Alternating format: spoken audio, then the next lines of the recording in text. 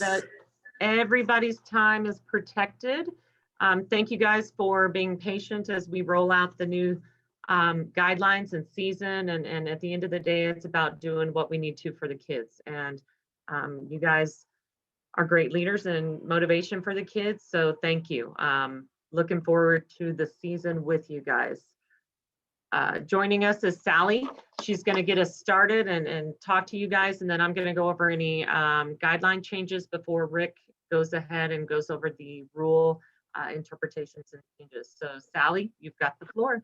All righty. As you guys are aware, Monday is the start to the first regular season practice. You need 5 practices and you can begin competition on Saturday. As you are aware, there will be no scrimmages whatsoever. So you will go right into game time without any scrimmages. That is officials as well. So coaches, please understand that the officials are also a little bit rusty and they will be up to par, but they're going to do the best they can. And we haven't had any issues with this year with the officials not being ready. They've been training and doing a lot of things for the past year. Max Preps rosters and schedules, make sure they're in on April 16th. As you notice, I said rosters and schedules, you do not have to have a picture on Max Preps. It would be up to you as far as a school decision, how you guys are going to do pictures. So make sure you do talk to your athletic director as to how you're going to make that happen, or if you're not going to make that happen. So that would be up to you. Now, a little bit here when it comes to state championships. We have done volleyball seeding and selection already. We are going to do soccer on Saturday. So basically, softball will be very similar. Now, we will not be having a double elimination tournament. What is going on is we are still under the governor's health orders for this season. Therefore, teams must go to an event, drive up that morning to an event, and then drive home after the game. So it is very difficult. We cannot do back to back to back, and people cannot spend the night to have that tournament that we normally do. This will change back next year. So don't think that this format we're doing this year is going to stay. It will change back, but for the COVID safe practices, we will be going to an 8-team bracket, single elimination, and the quarterfinals and semifinals will be at the higher seed or a neutral site. It depends on how far the travel is. As you've seen in volleyball right now, we have some at neutral sites, some we do not. It depends on the travel as what's going to be. And then the finals we will host at Albuquerque, in Albuquerque at UNM. Will be the majority of the finals. We're working with University of New Mexico. They have been very, very good working with us when it comes to any schedules. The seeding and selection criteria will stay the same. I do not believe that this season that it will have an effect on you. It will still have the same as last year. We had a little bit of an issue here when it comes to seeding and selection in volleyball because there was not a lot of data and we just had to take what we had. Since softball is having more games than volleyball and soccer and so on, the seeding and selection criteria will be still okay with this. Now, the one part of the seeding and selection criteria, and I'll be honest with you, where we're seeing that it could sway a little bit is that criteria point finish in regular season district play because your games must be regionally. So it's very difficult to play another district. So what I suggest you do when you start scheduling, and a lot of you have, make sure you're looking at all those other classifications for softball within your region to play so you can maybe maximize the 6 criteria points. We're seeing that maybe there's some 4A schools that play 3A schools in their region and they might have been a district champ. So just make sure that you're looking at all schools in your region to participate in. So other thing in this with COVID, we will remain that the district champion will get an automatic bid. So therefore, with 8 teams going, there are limited amount of teams that will be at large. It depends on your classification and how many districts you have. So those are the things that you have to look at when it comes to the state tournament. Are there any questions so far with anything that I've talked about?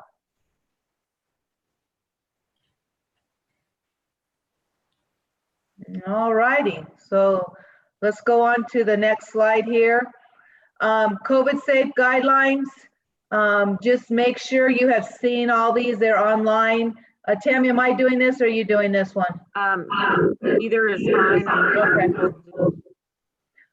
So why don't you go ahead, Tammy, with this, and then I will be online to pipe in if I need to add something with COVID safe guidelines, okay? Okay. As all of you are aware, in the schools, it's, social distancing at all times, proper sanitation of items that are common use, etc. Specific to our softball community, your rosters in the dugouts are going to look a little bit different. 25 people in the dugout. We understand that there will be some dugouts that can accommodate for that, but there are some that will not. As needed, you can extend your dugout into the outfield area. That will become a dead ball area, just as our media area is a dead ball area, and that will fluctuate depending on the individual school and the facilities that are available. Spectators, as an outdoor activity sport, you guys will follow whatever the health order says for limitations, whether it's 25% for our green counties or 33% for our turquoise counties. Now, that's not to say that the public health order may not change to make different allowances, so we will follow whatever is in place at that time. Make sure that everybody in attendance, players, event staff, maintenance folks, bus drivers, masks are 100% for anybody in contact with your event, regardless of vaccinations, whether they've had an infection, etc. So please make sure that you're following that part. Any questions on just the general stuff? I know that a lot of fields with the turf don't allow sunflower seeds anyway, but we really need to make sure that you don't have any food items that might have some droplets and create a health issue. Okay, pregame and lineup. Wait, just a sec, Tammy. I want to make sure we reiterate the mask wearing. We are now, because of some of the stuff that happened in the fall, we are now putting it a little bit more on officials that if a kid is not wearing a mask, and we'll just take them out of the game.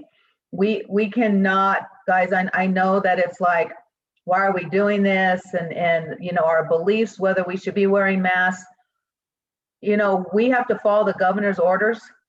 And at this point, those are the governor's health orders. And we have a start, and they can take away this any minute. I mean, they could just say, okay, we're not playing, we're done, because we're not following the orders. So we need to make sure that you are mask wearing and the kids are mask wearing.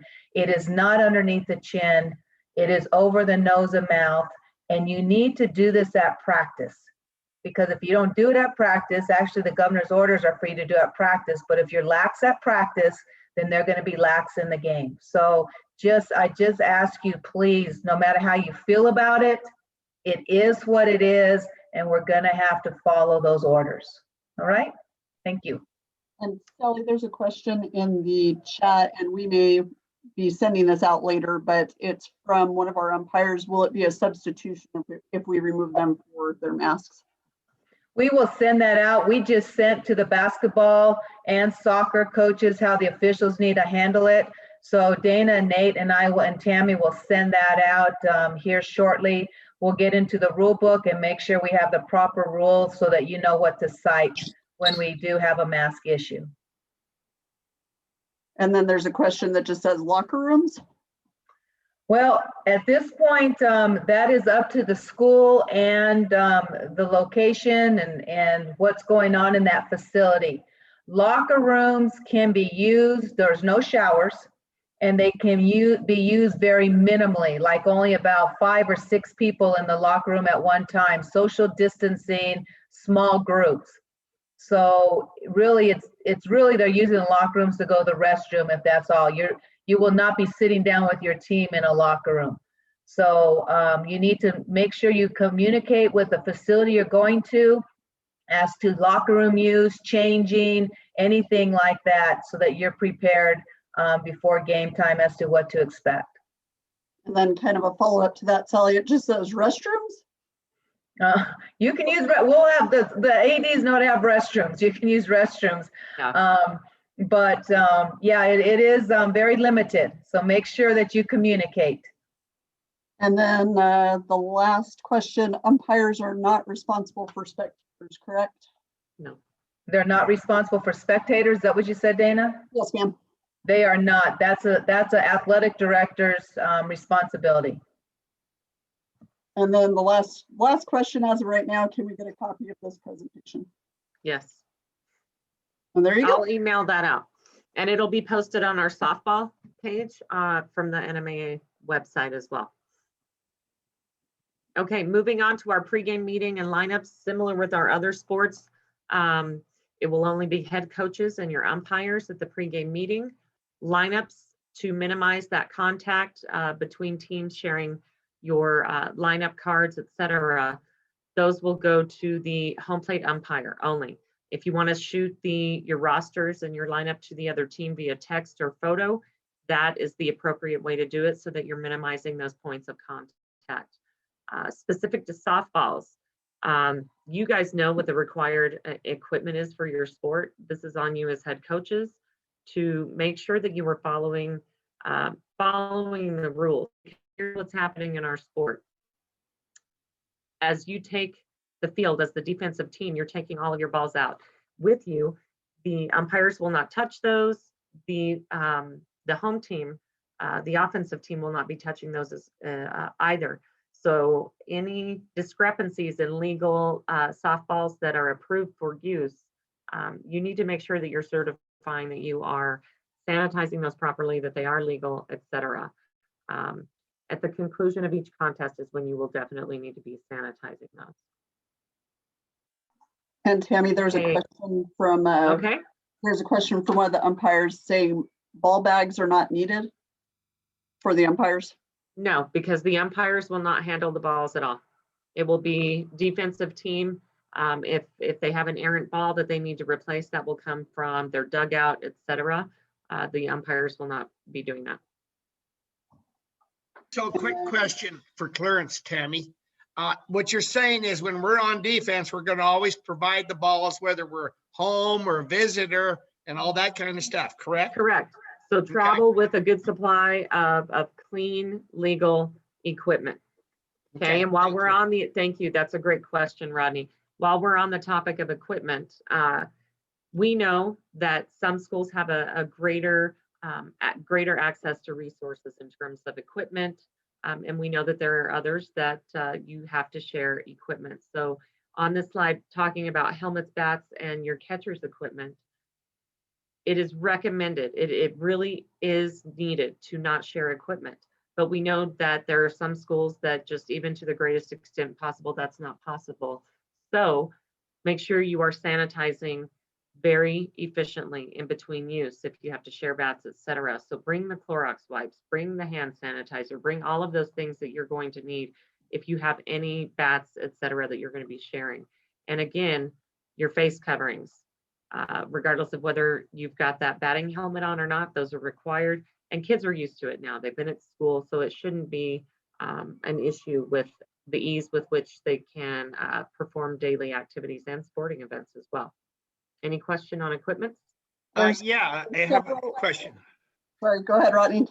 What about batting gloves? Aren't they considered the same thing as? They should not be sharing batting gloves. No, but I mean, No. if they have batting gloves and they're using the bat and then somebody else uses that same bat, aren't they kind of protected anyway because of the batting gloves? Rick and Sally, I'll defer to you on that one. You know, we need to sanitize, gloves or no gloves, whatever, we need to sanitize properly. Okay. All right, Tammy, there's several questions. You have already addressed the question of home and away balls.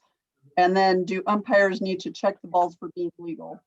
I think you can do so visually, but it's going to be because there's not going to be, that contact that would typically be there. But you can tell oftentimes by the sound of the ball. There are ways to kind of vet that out, but I know it's not going to be an issue because we've got great coaches who are education based around the state, and gamesmanship will not be an issue. Right, guys? Next question, game management is usually the head coach of the home team. Is there any guidance for the schools to provide game management to remind all fans to wear a mask during the game? So this was a big question last year pre-COVID as well, because it's kind of for the forgotten spring sports that typically don't have a lot of administrative support and resources.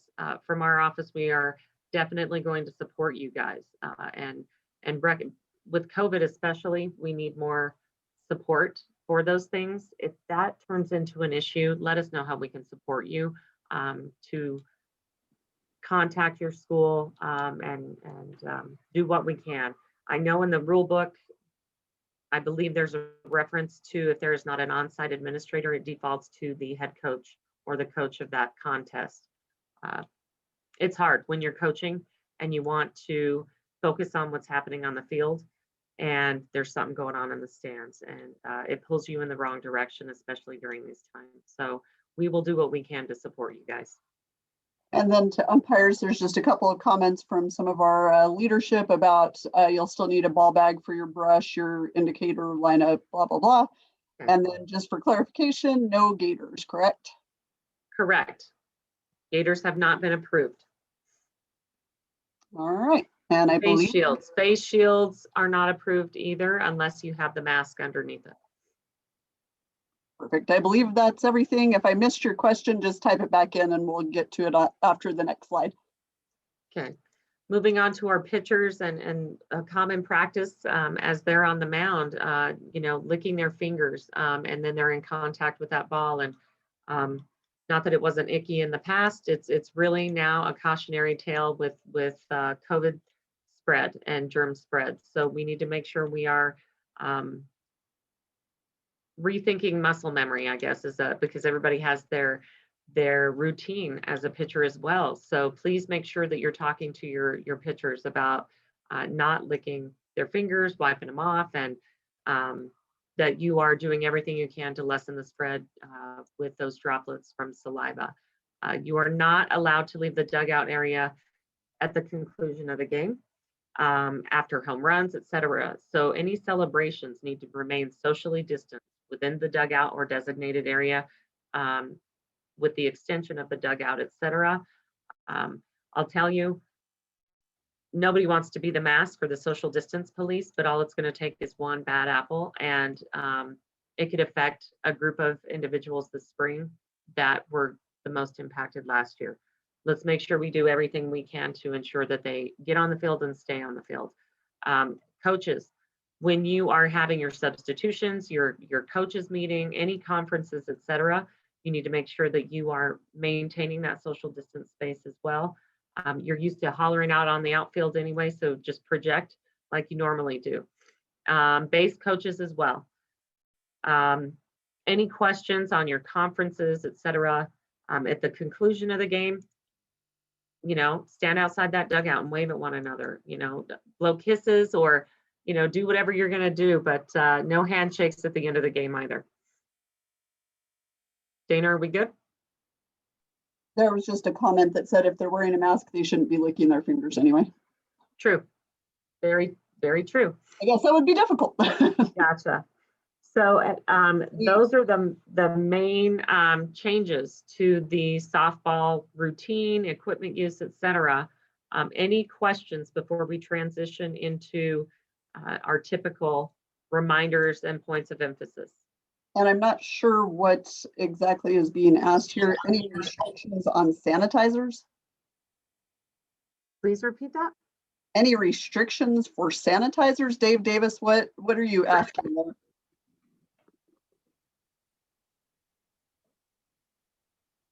On the type of sanitizer, possibly?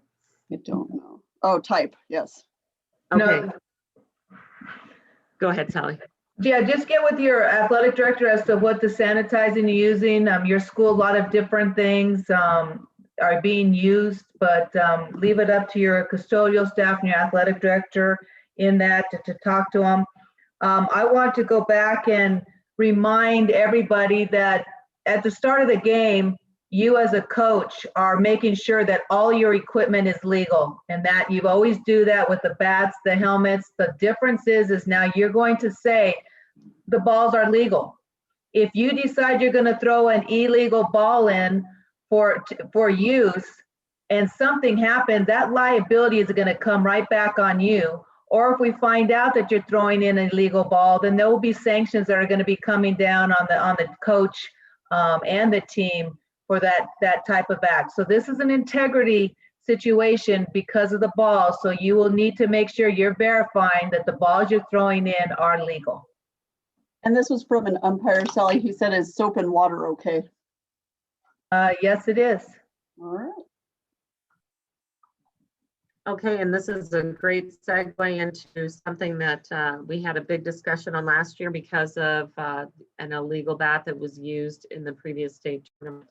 And Rick will touch on this with specific examples in his slides as well. But guys, let's make sure that we have legal bats. And as Sally said, if something is determined to be illegal later on, we just don't want to run into that situation. We have a shorter window. We have all eyes on everything we're doing so publicly. So let's just maintain the integrity of competing with class at all levels. Does anybody have any questions on concussion protocol, the weather protocols, protests, etc.? None of that has changed. Oh, sorry. There's a question. Is there an updated bat list that they can use to check out all bats? I believe there's one on the softball page, and if not, I will make sure we put that up on the softball page. Quick question, Tammy. Seeing how we'll be playing in June, we're going to have to be concerned about the heat index as well, won't we? Yeah, that was my next one, Rodney. We had this discussion, a few of us as staff members with track and field and the other. Again, the heat issue is typically a football and fall sport issue more so than our spring sports because we finish early enough in May. If you are not familiar with how to check the heat index, I'll make sure and put that up on our softball page as well so that you have a link to some information as well. And then Tammy, can the pitcher have a small container of hand sanitizer in their pockets? I'm going to defer to Rick on that one because there may be restrictions on legal substance if he is on. Yeah, that's going to be an issue that we're going to have to address, possibly a federation, because there is going to be a question as if it is a foreign substance that is applied to the ball, that could be applied to the ball, not necessarily intentionally, but Right. One that could give the pitcher an advantage, and someone might see it as that. So I think that's something that we're going to have to look into and get a clarification on before the season actually starts. So sometime this week or It's next. on my list. I'll ask what other states have done and for clarification from the NFHS. Are water coolers allowed? What we need you guys to do is have individual drinking containers for each of your players. You can't have it. You can have an igloo with water for refill of their individual, not shared drinking containers, but having a common vessel that everybody's storing everything in and out of ice chest, etc. Those are practices of the past right now. So we need to maintain no sharing of food or drinking items at all. And will resin bags still be allowed? I believe so. I would say yes, individually, not shared. Everything individually. And that's everything in the chat as of this moment. All right, so your event limits because of the shorter season have been adjusted to 20 17 and 14. So your varsity and JV are still getting a good number of games, and so are your junior high. As Sally stated in the beginning of the presentation, make sure that your Max Preps rosters are up to date. It's just a common courtesy for scouting, for understanding what the dynamics of your team look like. And as we approach the end of the season, it's easier if you've kept up that paperwork preparing for postseason as well. There are resources on the softball page for your DP Flex, etc. I'm not going to pretend to know or explain any of that. That's why I defer to our umpires and or call my best friend who's a guru in softball. So you guys, you're the experts on that one, and so are the umpires. Dana, will we be doing the surveys again this year and sending that information out? Which surveys? I'm sorry. For the umpires. As For registration, and wasn't that a tool used in the past for input? Oh, for the feedback. Yes, we will. Yes, feedback. Sorry. Yes. Sorry about that. My brain No. went down there for a second. Yes, it will be. Yes. So we'll send Gotcha. that information out probably within the first week or two of the season. Gotcha. Okay. If you have And- any awareness, oh, sorry, Dana. Sorry, there is a question. Is there a limit as to how many players can be at the dugout? Yes, that was in one of my first slides. 25 total in the dugout. If you cannot stay socially distanced with those 25 in that space, one of two things is going to happen: reduce your numbers or extend the dugout outside of the typical space, and then that becomes a dead ball area. And then when will the schedule be out? The schedules are, the athletic directors are doing schedules as we speak. They have been approved already to get them done. So a lot of them are already done. We have not asked when are they going to be put in the arbiter just yet. We will get that information from Dana and Nate when they're ready for those. We are still trying to finish up and getting things in for winter sports, and then we'll work on the spring sports schedules. So for that, communicate with your local administrators, and I'm sure they'll be more than happy to share that once they get a finalized season as well.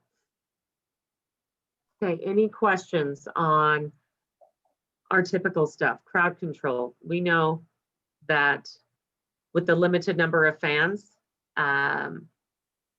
they're just going to be happy to be there. So I really am happy that it's we're an outdoor sport, and we're going to be able to have spectators, because as I've been in gyms for volleyball without spectators, it's just kind of sad. So we are under the microscope. It's not just about sportsmanship anymore. It's following COVID safe guidelines and making sure that from the top down, you guys have to model that behavior as coaches, and so do your administrators. And there's going to be that tough parent in every crowd that doesn't want to wear the mask. Have your administrators take care of that for you so that nobody gets shut down. Nothing has changed with the ejection policies or out of season coaching. So make sure that you're focused on what's right for the kids and that we're all working together. Are districts the same? I'm sorry. Yeah, Dana, I was just going to say, I saw that question. So the districts are the same. We have asked teams whether they're opting out. Not many. In fact, softball are opting out of softball. So your district will remain the same. If there have been any changes in the last few weeks with that, please make sure that we know before we start the season, so that it doesn't have a domino effect that negatively impacts other communities around you. Any COVID specific questions, guidelines, if you have any positive cases, et cetera, you guys, your athletic directors are already well schooled on how to follow the protocol, the chain of command, how to report. Our office does not make those decisions. You have a plan in place on your campus, but if you have any COVID related questions, Sally, those go to Sally. Any sports specific stuff or things that I can help you with other than COVID, you have our contact information. Any questions before we turn it over to Rick for points of emphasis and rule changes there? Yeah, Tammy, there's some questions that have been coming in, and let me go ahead and address them. First off, as far as spectators on an outdoor sport are fine if the county is yellow, green, or turquoise. And so every other week on a Wednesday is when those will be updated. If your county turns to red, then there will be no spectators. I do not foresee that happening, and hopefully we're trending in the right direction when it comes to outdoor sports and what is allowed. Yellow counties are 25%, green counties are 50 outdoors, and turquoise are 75% outdoors. So you will be able to have spectators in the stands. Out of season coaching. So right now, beginning Monday, until you're out of the tournament or you're out of the season, that is the season. Your kids have 20 games for varsity, and I think it was 17 and 14. That's what you have from the beginning till the end. Now, I know a lot of you are concerned about June when it comes to the club softball world. If they go off to a club tournament, all those games, including pool play, do count towards their 20 game limitation. So it's up to you as a coach as to what you're going to do in this situation. Are you going to allow them? Are you not? I know the club softball world is trying to work with you as far as the high school coaches, but that is the rules. Those have not changed. We are currently dealing with that with volleyball and with soccer. And it is working in soccer pretty good because the soccer coaches are working. We are struggling a little bit more in volleyball than we are in soccer. So just so you are aware, those are those game limitations when it comes to high school and those kids that want to do both at this time. Any questions with that? Because I know that's a big thing. Yeah, I have a question. How are we expected to track that if we have a kid going off and playing and not notifying us? Well, you would know if they're gone on a weekend, of course, because you probably have practice or games. So you will know. You're going to need to. It does fall down on the coach. I was dealing one with volleyball just yesterday because they went off to a tournament in El Paso, and they did not tell the coach how many games they played, and then there was backtracking of how many games they played. It was not. I did not punish the coach for that or the team, but there was some issues, so you need to do the best you can knowing how many games they played and get the rules and regs that they have for that tournament.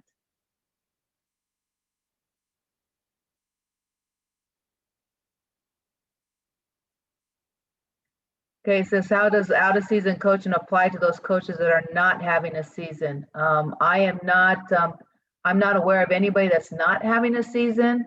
So if you're not, why don't you individually email me and we will discuss the situation with that. Okay, any other questions? There was a question, oh goodness, where did it go? This is not COVID, but do individual batting helmets have to be the same color? I do not believe so. Tammy, I don't know that answer, but I would say I don't think so, but. The restrictions on batting helmets is that they cannot be reflective in any way. Correct. So it can't be like a chrome helmet or a shiny gold helmet or anything that could be distracting. But they don't have to be the same color. They can be different colors. It's have to be regulation. And then Sally, did you address the 25% spectator rule? I just named what the spectator limits were. Okay, so it just says. And that is based on the capacity of the facility that you are at. Yeah, so you just have to see what and it's very difficult with outdoor because what's capacity when maybe you can watch around the fence. So you just need to make sure that talk to your athletic director as to what is the quote unquote. You really can't go by capacity because is the capacity of the stands, is capacity of the area, what is capacity? So one thing you just need to remember is make sure that everybody's able to social distance if they are there. That's the main thing. The 25, 33, 50, 70, whatever percentage is, whoever's there, they must be mask wearing and social distancing. If they cannot social distance, then you have too many in the facility. That's the best way to do it. Sally, quick question right quick. Uh-huh. Now, if we have a family, like mom and the two daughters that are coming to watch the big sister play, They can sit together. They can sit together. So that's one spot, right? Not 6 feet. Correct. Okay, Correct. thank you. Mhm. Yep. All righty, guys, and I'm gonna turn this over, but before we do, I just wanna say thank you for hanging in there and believing that we're gonna have a season. I know it's a little bit easier because you were more in the spring and the summer than before, but it has been really tough to get this going and make sure we're playing all sports. 20 games. Your baseball, basketball athletes, your winter athletes are coming out a little bit later than normal. Well, maybe not for some of you, but just make sure you give them the season that they deserve coming from a winter sport to a spring sport. And as always, if you have any questions with anything, you make sure you give me a call or email. I'm going to hang on, but I know you're changing to the softball rules with this. Okay. All right.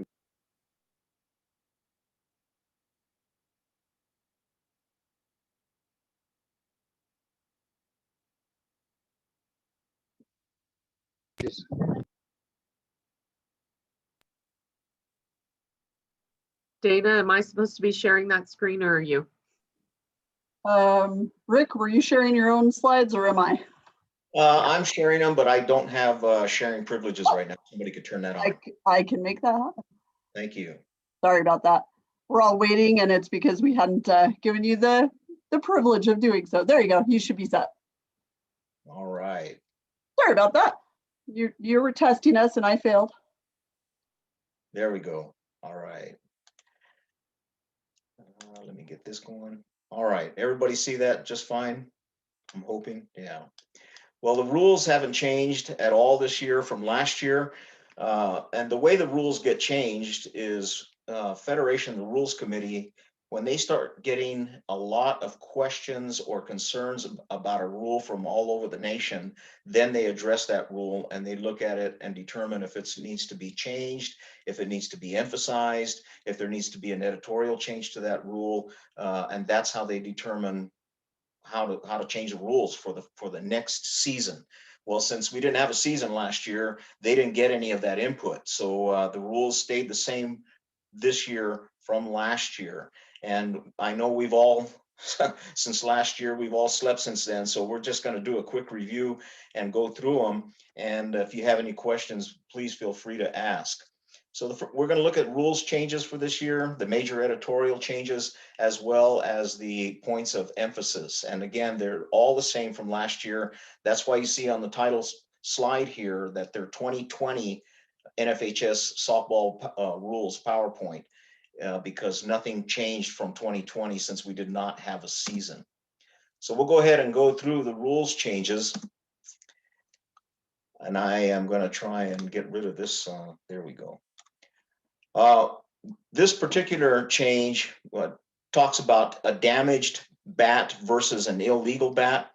And so what they did last year was they said that a damaged bat is any bat that was at one time legal.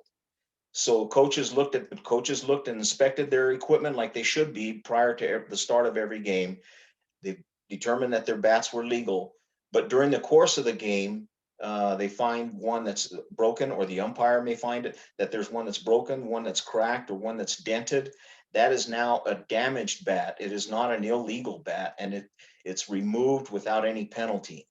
So if that usually gets discovered on the second game of a doubleheader, a bat may become damaged during the first game, and then it comes into the second game and it's got a dent or a crack or something similar to that. So when that's discovered, the bat is removed from the game. There's no penalty. But what we do ask as umpires, coaches, we ask that as that happens, and if there is a damaged bat that is discovered, that you remove that bat completely from your dugout if possible. The reason being is we don't want that bat to come back into the game, even by accident. because once it comes back, once it's determined that it was damaged and it comes back into the game, well, now we have an illegal bat, and then we have to deal with that and issue penalties accordingly. So it's best if you can take that bat, put it in your equipment room. If you've got a bag that you can put that in, that nobody gets into, put it in there. You can put it in your press box if you have one. Put it on your bus if you're the visiting team. But it's best to try and get that bat out of the dugout to avoid any controversy during that game. All right, this particular change here, what they did on this one was they said that you can now, the pitcher can now, prior to 2020, the pitcher had to have her pivot foot on top of the pitching plate. So this year they changed that, actually last year, and going forward this year, the pitcher can now have her pivot foot in contact with the pitching plate, meaning that it doesn't have to be on top. She can have the toe of her pivot foot touching the rear of the plate. She can have the heel of her pivot foot touching the front of the plate. But it does not have to be on top. Of course, it can be on top if that's what she prefers, but it doesn't have to be on top as it was in years past. It can also be on the side too, right, Rick? No, because if it's that would put her outside the 24-inch width of the pitcher's plate. Okay. And so both feet have to be within that 24-inch width of the pitcher's plate. So as you can see in picture A there, she's got her foot on top. Her pivot foot is on top. That is legal, just as it was prior to this change. In picture B, she's got the heel of her pivot foot in contact with the front edge of the pitcher's plate, and that now is legal. They could have put a picture C in here where it shows the toe touching the rear of the plate, and that also would be legal. All right, this determines about team scoring. What they've done here is they say a run is not scored if the runner advances to home plate during action in which the third out is made by a preceding runner who was declared out on an appeal play. Okay, prior to that, the wording was just said if they fail to touch a base. So this can be anything now. It can be a runner leaving early. It doesn't have to be just that she failed to touch the base. It can be anything, any other appeal play that would call that runner out if properly appealed and the umpire agrees. That now would cancel out the run. And we have an example here. Okay, in the first one, you have a fly ball that is caught for the second out. Okay, and you have runners on second and third. Both runners tag. Okay, R1 on third base leaves early and scores. R2 on second base leaves legally to advance to third base. Okay, and then in the second one, you have the throw is over the defensive player's head and R2 scores. The defense then appeals that R1 left early, so no runs would score since R1 is declared out, and no runner can score if the preceding runner is called out on appeal for the third out of the inning. Any questions on that? All right. Now we'll go through the editorial changes. Okay, this one has to do with the media area. Okay, game management or state administrator may establish a media area as needed. Okay, now this particular edit, what they did here was they said that the game management or state administrator, they can establish a dead ball media area within the confines of the field. In 20 up to 2018, it was in the confines of the field. 2019, they took the media area out of the confines of the field and said that the media area has to be outside the fence. Last year, they brought it back in, but they did say that it will be a dead ball area. In up to 2018, when the media area was inside the confines of the field, it was only a dead ball area when it was occupied by someone from the media. Now, whether it's occupied or not, it is a dead ball area. Now, there was a lot of questions, a lot of conversation, and a lot of discussion, even some disagreement as to how this is played. This is the ruling, the official ruling from Federation. Okay, Federation has said that the dead ball area, the media area, it is a dead ball throughout the entire game. However, a player, if a ball is hit in the air, it's played just like any other dead ball area.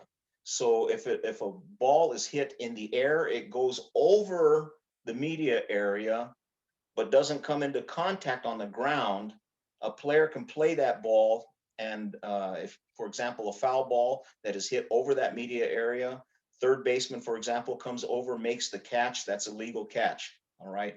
Now, players, on the other hand, it's just like any other dead ball area. This is according to Federation now. It's according to a rule 5-1 that says that if a player's foot is not in contact completely within the media area, in dead ball area, if she makes a catch and she does not have her either foot completely in that dead ball area, it is a legal catch. However, if she catches it outside, she's outside, she makes the legal catch, but it's her momentum carries her into the media area, then the ball, it's still a legal catch, but the ball becomes dead immediately. If she dives for it, catches it in the air, and then falls into the media area, it's a legal catch, but the ball becomes dead. If she is in the media area and she has either foot or both feet completely in that media area, makes a catch, it's a no catch, and the ball is dead. If the ball contacts the ground, rolls into the media area, the ball becomes dead at the moment it contacts that media area. A player does not have to run around the media area to play a ball. So, for example, if you've got a media area along the first base side, there's a ball that's thrown from shortstop, for example, to the first base, and she misses it. She can run, as long as the ball does not contact the media area, she can run through one side, come out the other side, and play that ball and that ball's still alive. So she doesn't have to run around it. She doesn't have to avoid that area in order to play a ball. If the ball contacts the media area, it is dead. If the player is in the media area when she makes a catch, it is dead at that point, and there is no legal catch if she's in there. She catch and carry still applies. If she catches it, momentum carries her into the dead ball area, that catch is legal, but the ball becomes dead at that point when she enters the dead ball area. So that is the ruling from Federation. They refer to Rule 5-1. It's played just like any other dead ball area on the field. Questions on that? All right, we'll move on. Field and equipment, they've added a new certification mark. This is the new one that you see on your screen there, USA Softball Certified. They've added that to the other softball certification marks, the 2000 and the 2004. But Now it this says one mute. now added. What does that mean? Excuse me? So if you see this, if on a bat, if you see this particular mark on the bat, this is new from 2020, and and that will certify that that bat is legal for play.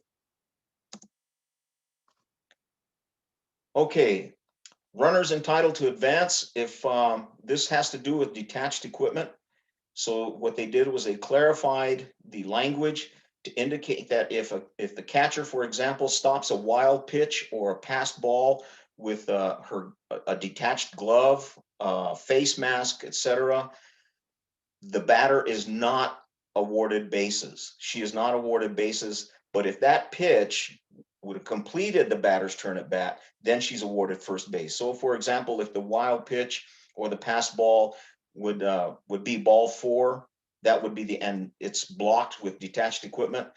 That would allow the runner to advance to first base. All right, points. Yes, Rick, there was one question in the chat. When does the media area have to be declared? it has to be declared at pregame. If it is not marked on the field, once the game starts, they cannot add it. It has to be declared at pregame. Right, and if you have a double header, if it's declared for the first one and you change that for the second one, that is allowed, but only at the pregame conference for that second game in a double header. That's correct. It's just like DP flex rule. It's got to be declared at pregame. If you're going to use a DP flex in the second game of a doubleheader, you don't have to have a DP flex. So it's the same, along the same lines. And then it says, do you have to have a media point? I'm not sure what if I understand that. I don't think I do either. JJ Garcia, if you want to unmute and ask, feel free to. Do you have to have a media area on your field? No, you do not have to have one. It's No. not required. But if you do have one, you have to declare it prior to the game starting. And once you declare it, you don't remove it. It's there for the entire game, and it's dead ball area for the entire game. Does that answer the question? Oh, sorry. And Okay. Coach Tiger asked if you can hear him.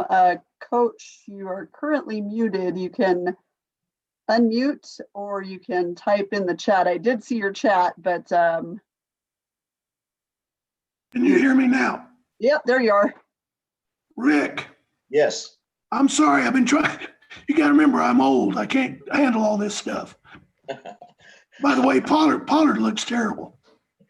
Oh, gosh. Rick, Yes, sir. I'm sorry. I tried to get back to you on the dead ball area for the newspaper or media. Something that I would like you to look into, because I was actually on the rule committee for 3 years. If you catch a ball in live ball territory and you go into dead ball territory, you're right. It becomes a dead ball.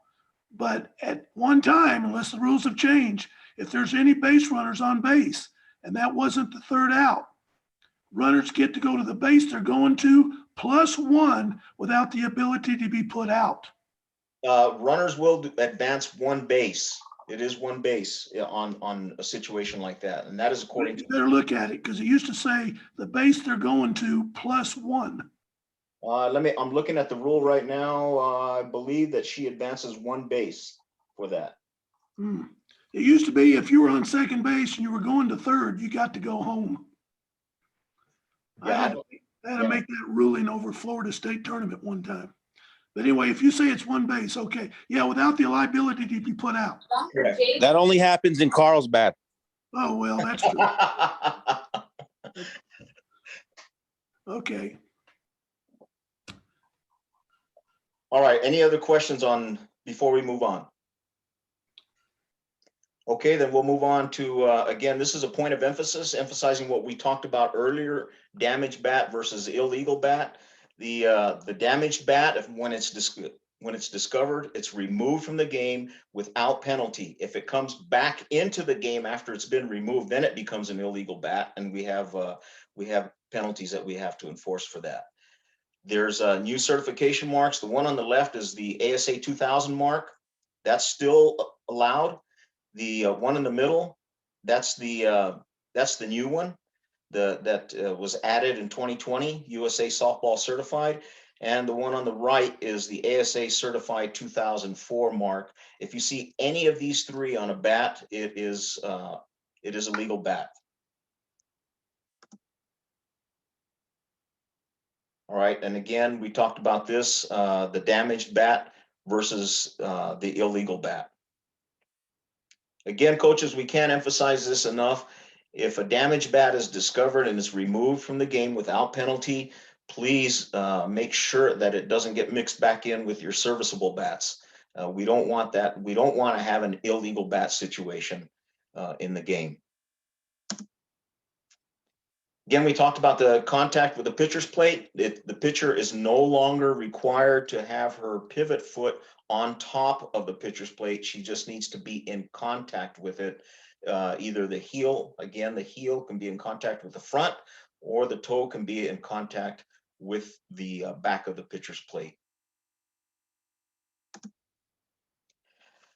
And again, it is now the head coach's responsibility to ensure that all players are legally and properly equipped. We will ask you that at pregame conference. That is required. It is in the rule that we ask that question specifically. We can talk about a lot of things. We can talk about dead ball areas and where there's holes underneath the fence and things like that. But the one thing that is mandatory that we need to ask is, are your players legally and properly equipped? And that includes the bats, that includes helmets, it includes the catcher's gear. All of that is required by you as a coach to inspect prior to the game, and then you will verify that to the umpire at home plate during the pregame conference. So check it. If you're doing a double header, again, we talked about damaged bats and versus illegal bats.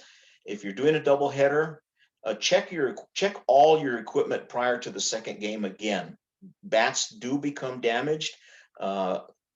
Batting helmets and catcher's helmets can become cracked. Screws can fall out. Any of those things will make a helmet non-compliant with the rules, and it's either has to be removed if it's cracked, or the screw replaced if possible. If the screw can't be replaced, if you're missing screws, then that helmet has to be removed from the contest. But coaches, it is your responsibility to make sure that all that equipment is checked. Any questions? All right, if there are no questions, Dana or Tammy, I'll turn it back over to you. Thank you so much. We're grateful to be able to go back out and do what we love as umpires. And I know that you guys are grateful to go back out and do what you do as coaches, and for the girls to get out there and play. We're excited. We're looking forward to a great season, and we wish you all the very best. Thank you. And at the end of the day, we just need to make sure we're doing everything we can to make it a positive experience for our kids.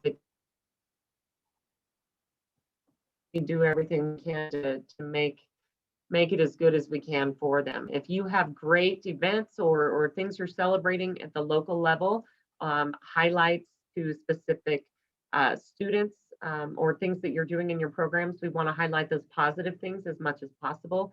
Email me. Let me get JP involved, and let's get that stuff promoted. Oftentimes we only see the negative stuff, and we really need to focus on the positive. So let's hit the ground running. I have a list of questions that I will get clarified from the hand sanitizer, the legal bat list we'll put up on the website, and the batting gloves. Make sure we're doing everything that we can do. Any other questions before we sign off and hand it over to baseball rules tonight? There are some questions in the chat. Joseph Valdez, there might need to be a little more information on this. How do we handle foul balls? So if you are the defensive team, you should have additional balls in your dugout and available for use. Have one of your girls from the dugout go shag that ball, bring it back. The offensive team should at no point be handling those balls. You show up with your equipment, you maintain your equipment, you sanitize your equipment. Once you're done and you go back to your dugout, you're taking it all with you, and vice versa. Now, depending on the field you're at, you may lose a couple foul balls if you don't have enough personnel to gather them up before the kids playing in the outfield social distance, nab that sucker up, but do everything you can to maintain your supplies. And then Rick, this might be more for you. If a helmet becomes unusable and there's no replacement, what then? They've got to be out there in the field with a helmet. I mean, you can't allow them to go out there without one. And at that point, I don't know if we want to, I don't know, Tammy, if we want to forfeit that, or we want to suspend that game and pick it up later at another point. I don't know that we would even have the opportunity to do that with such an abbreviated season. Depends if it's a regular season before a district game, they would, suspend it, try to make it up, but they wouldn't have to. We'd probably just have it as a forfeit. If it's a district game, they would need to try to make it up at that point. There you go. And I will say, if any of you are experiencing significant resource shortages and you need to supplement some of the supplies in your programs, the NMAA Foundation has a grant process that you can go through that can help support your programs with equipment and supplies. So email me separately if you think that's something you can reach out through your athletic directors for, and I'll provide that information to you. I have one last question real quick. I'm just trying to get clarity on the balls. Do each team bring their own softballs then, and then they use them? So home team doesn't have to supply anymore. Every team brings their own ball then, right? Yep. Yep. Thank you. All right. Thank you guys for everything you do, and good luck. Let's do what we need to for the kids. I'm looking forward to being out on a field soon.